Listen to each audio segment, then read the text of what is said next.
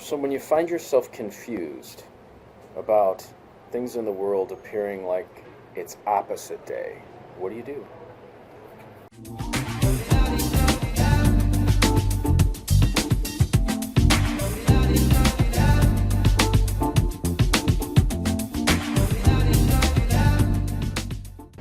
Good afternoon, this is Lucky Links. I'm a little frustrated by this because I shot this video yesterday and I tried to edit it and get the subject out there, but there was something that happened with the syncing of the sound and the picture.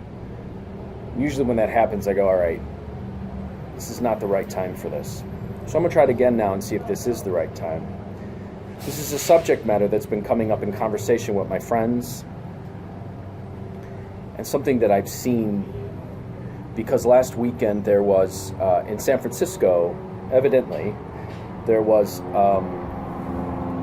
it was the Folsom Market, which I heard some people talking about it. This is how I knew it was going on. And for those of you who don't know, it is a festival in San Francisco that has to do with bondage and domination and all sorts of that kind of sexual interplay. Now, I want to preface this by saying that it has always been my view that what two consenting adults do is their business. I really don't. It's no one's business but theirs, as long as they're two adults and they're consenting. But the reason this came up was because someone started talking about the festival happening and said that this is the way it should be because that type of sex and that type of sexual interaction is all about freedom. Now here's where this particular subject came up in conversation then with friends. We talked about this because the idea of something with slavery and bondage in the very name of it being referred to as freedom is the thing that I find curious. So we were talking about this and we were saying that if this life is a dream, I'm not saying that this. I'm acknowledging that this life is a dream. However, within this dream, we seem to have definitions that we create to refer to something, so that we can interact with each other. And one of the things that I've noticed that's been happening over the last 10 years, probably longer, actually, because I did notice it when I was teaching as well. The definitions that we've set that we can agree upon to interact are being flipped. And what's happening is it's causing a great deal of cognitive dissonance for people, and they're finding themselves confused because they're not, it's interfering with their communication, their ability to communicate with each other, and their ability to be understood with each other. So when this individual said, okay, well, this type of sex is freedom, I said, well, it's got slavery and bondage in the very title of it, and for you to refer to something that slavery by its very nature is not freedom, or being enslaved is not freedom. An ability's choice is freedom. But when we start to refer to things that have actually to do with slavery and bondage as freedom, then I start to go, well, wait a minute, is it opposite day? There was another situation where a piece of art came to my attention, and it was something that showed a great deal. It was torturous. It was very violent, very torturous, and it showed a great deal again of being bound, being tortured, and then someone said, hey, well, what does this remind you of? And then someone else says, this reminds me of growth and happiness and growing. Now, I understand that there's a lot of people out there who believe the adage, no pain, no gain. But this was a very interesting, like, there was nothing growing about it. As a matter of fact, it was all shutting down. It was all pain, blood, torture, and shutting down. So one of the things I think is interesting is that when we find ourselves seeing the things, the definitions we've agreed upon, or what is freedom, what is growth, what is happiness. Now I understand from a mind perspective, and in my work as hypnosis, why someone would think that pain and torture equates to growth and freedom. It can happen. An individual can get in a place in their life where they feel like they're bound, they feel like they're tortured, they feel like they're equates with freedom, or it equates with growth. I understand from a mind perspective how someone gets to that point. But if we can no longer say, hey, this is what equates to freedom, hey, this is pain, it could create very confusing, people can find themselves in a lot of confusing places with a lot of cognitive dissonance. Now, there's another reason I bring this up too, because you may, as a reader, if you're a reader, or if you're getting a reading, but for those of you who are readers, you may actually find yourself in a situation where you're doing a reading for someone, and then there's a great deal of torture and pain and whatever happening in their life, but you may get this, which equates to, how'd you like that? I just pulled it right out. Which equates to happiness, right? So you may be going, wait a minute, everything's falling apart for this person, but it's equating to this. That sometimes tells you that that's what they equate with happiness. Okay?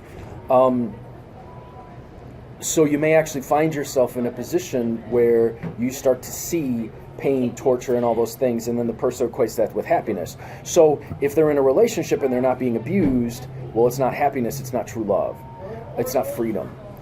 But what I find interesting is that entertainment and literature and art seems to be, and I actually saw this when I was in art school too. I saw a lot of students who were fellow artists doing it in their paintings and in their writings, and even in dance. People are starting to equate the very things that are bondage, slavery, torture, pain, lack of growth as freedom, happiness, fulfillment. Being put in a situation where they're bound to a job they hate equates with freedom. Being in a situation where someone abuses them is being equated with love. Being in a situation where there's a torturous situation or a painful situation is being equated with growth and health.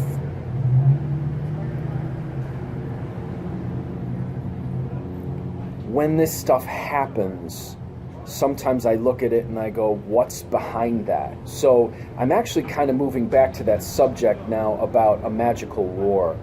If people are having these experiences where they're equating one thing as the opposite, where they're ignoring what we've defined as, to define and communicate with each other as a certain kind of experience in this dream that we're living in, and it's getting muddled, and we can't even communicate those clear concepts anymore. What happens to things like freedom? What happens to growth? What happens to happiness? What happens to prosperity?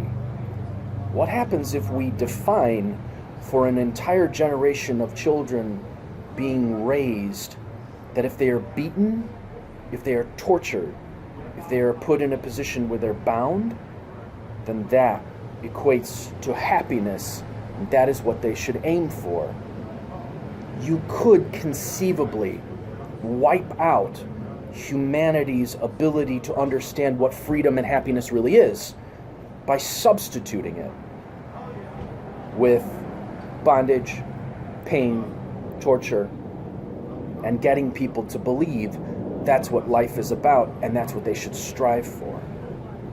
This got really, really dark, and I kind of meant it to, because I want people to ask themselves, that kind of darkness, if that is a goal of something or someone, what do you think would be the dark magic behind it? Where would the magic come from, and who do you think would benefit from such magic?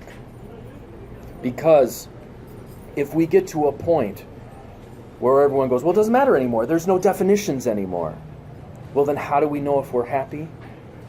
How do we know where we fit? How do we know if we're fulfilled? How do we know which way is the right path for us?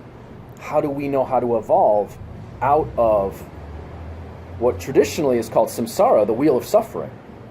If we come to crave suffering, if we come to the point where we are so addicted to it that we define happiness by it, if we flip the definitions and that which binds us is now freedom, and that which is torturous is growth and happiness, what happens to us? Do you think there could be magic behind this, encouraging people to shift these definitions or lose all memory of what it would be like to be free and happy? Who do you think would benefit from that? And where do you think that magic might come from? I'm Lucky Links, as always, wishing you success and good fortune in all that you do. If you would like to get a reading from me, 779-302-8009 or conjurehope@gmail.com. Hey, those of you who've been doing Kilcore work with me, it's been really awesome. If you guys don't know, Kilcore is a Tibetan map. I build a Tibetan map using dice, which represent the energies, the elements that run through all people, all situations, all of really what is around us. And really, in the end, when one reaches that state where they're enlightened, they actually see this as nothing but an interplay of elements. But where we are, in our emotions and everything, we actually do experience things as freedom, pain, torture, whatever. Joy. Well, what we can do is we can actually draw up a Tibetan map of your life, and we can actually see what the elements are at work. And I can actually use Tibetan processes to put something else in that to make it change and to bring something into being in your life or remove some obstacle in your life. And if you're interested in doing something like that, contact me, 779-302-8009 or conjurehope@gmail.com. If you guys want to take a class in how to read the tarot, I've got an intermediate class, and I've got a beginning class. And the intermediate is intermediate to advanced, and then I've got a beginning class. I've also got one on how to read playing cards, got one on how to read Mexican Loteria, I've got one in how to read the crystal ball, and I've also got one in Lenormand Basic and one in Lenormand Grand Tableau. I got to tell you that Tableau class is really, really fun. We just did a Grand Tableau, and I showed everyone how to use nothing but knighting and mirroring to do an in-depth reading, and they didn't have to do anything else. And I've actually been using this technique with clients and in my own work. It's really neat. What you can reveal with Lenormand is astounding. I don't buy that. You can't get the deep psychological. You can get unbelievable levels of information with Lenormand. So if you're interested in taking any of those classes, contact me, 779-302-8009 or conjurehope@gmail.com. And for those of you who've donated, thank you so very much. I appreciate those donations. And if you like these videos, they're making you think, and you would like to donate to help keep them coming, please, I'll put my PayPal, my Venmo below. So let me know what your impressions are of this. Give it a thought. What do you think? Have you seen this happening in the world? Have you seen it happening around you? Is it more common than you'd thought? If you watch for it now, are you going to start to see it more? I think it's a very interesting thing that you should consider. And while many people are saying that we are evolving and everything is lightening up and we're becoming more evolved, I think what's really happening is people are becoming more and more confused because the things that they were using to actually define the dream, so they knew where they were in the dream and knew at least at some point where they wanted to start to get out of the dream, is all being muddled.